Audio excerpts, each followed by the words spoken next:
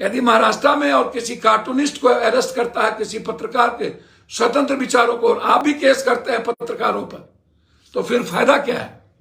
तेजस्वी जी, इतना ही अहंकार है ना, तो जादवों को लाठी उठाना और लाठी चलाना बंद करवाइए।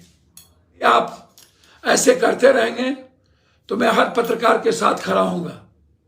हिम्मत है तो हमको आप मरवाइए और हमको जेल में भेजवाइए।